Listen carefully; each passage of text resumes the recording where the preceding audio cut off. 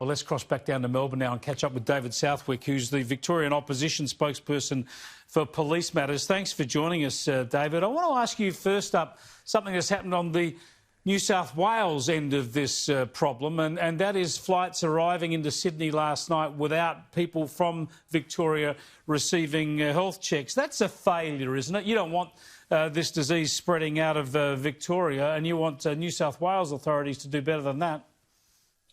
Well, absolutely, Chris. We've heard that Victoria is now the COVID capital, and the last thing that we want is to spread into other states. We're in lockdown in Victoria, and it's a lockdown that never had to have happened, but thanks to poor management by the Andrews Labor government, that's what is happening. This is an absolute disaster. Victorians are rightfully angry at the moment at the government. And they are because the Andrews government botched a hotel quarantine process where you would have thought they would have been able to get this right. But the horrific thing we heard today, Chris, is we still have private security guards being staffed at these hotel quarantine facilities. And that's after the Premier himself has said, we're going to have a 3-month investigation to find out what's gone wrong. I mean, how many things have to happen before this Premier finally admits to the failures that we are having? And this is a real slap in the face to all Victorians that have to go into another 6-week lockdown only after to find out that we've still got these security guards staffing the facility that spread the coronavirus disease. It is astonishing. I heard Daniel Andrews asked about that this morning, and he said that the corrections services are now in charge and they've got experience over this, but there could be private contractors involved. How hard is it for him to actually tell the people of Victoria who made the call to bring in private security operators, therefore who should be accountable for this, and to also guarantee that it will be police and perhaps ADF who will supervise this in the future?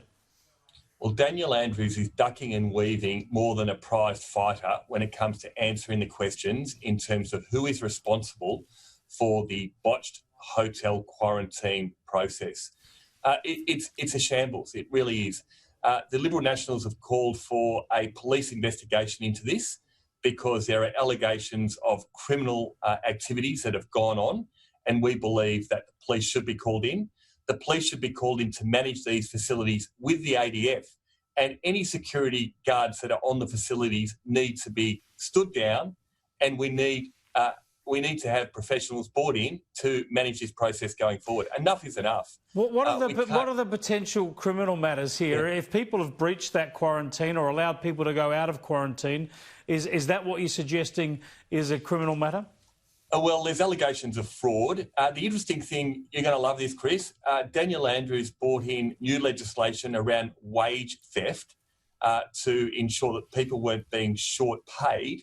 Now, this facility that has been managed by Daniel Andrews, there's allegations of security guards being paid $20 an hour cash payments under the table, which certainly qualifies for wage theft. So this wage theft legislation that Daniel Andrews has brought in, the first case is happening right under the Premier's own nose.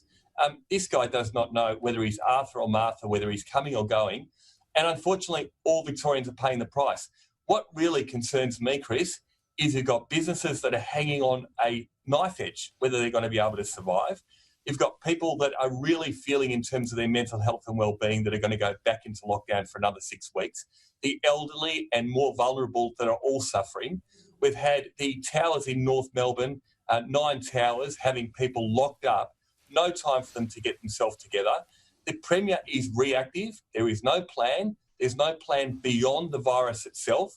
And we've got police issuing fines, only having to then go back and say sorry and tear up the fines because everyone is confused. Everyone is confused. There's no doubt that what you say is valid criticism. I mean, the Premier must know what went wrong, otherwise he's not doing his job. He must have asked his minister, asked his public servants, he must know. And like I said with the New South Wales government and the Ruby Princess, the inquiry is just a way to push off a political issue. They must know what went wrong, and they should actually square up with Victorians and tell them so that everyone knows that they're not going to repeat those mistakes. But let's move on. Absolutely. Let's move on to Sure. the challenges at the moment. And we've seen scuffles and arrests, I believe, outside some of these housing commission towers again in Melbourne today. Are you worried about the policing role there?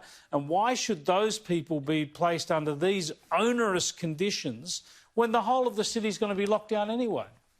Yeah, it's a very good point, Chris. The fact that the rest of Victoria had 24 hours to prepare themselves, and quite frankly, none of us should have had to get to this situation, but it has got to this point.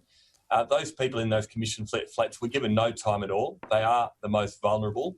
You've got a lot of people dealing with a whole range of issues, and they were locked in. They were locked in. They were fed the most atrocious lots of food. And I'll give you a comparison. The worst prisoners in our state get 1 hour of daylight, get 1 hour of exercise. These guys have been locked out 24 hours in effectively what is a prison with very little help. We've got the police staffing it. The Police Association themselves did not want to, they weren't told about this in the first instance, and they certainly didn't want to be patrolling the corridors and having the situations of potentially a confrontation take place.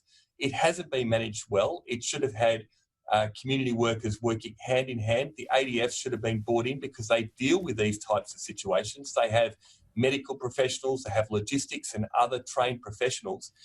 Daniel Andrews, again, has been reacting. And the same thing with these hotels. We need the ADF. It's a desperate call. I don't know what is wrong with the Premier, why he won't pick up the phone to Scott Morrison and say, please bring in the ADF. Please, can we have some help? We will I don't see. know whether he wants to admit failure. Who knows? We will see. David Southwick, thanks for joining us again. Pleasure, Chris.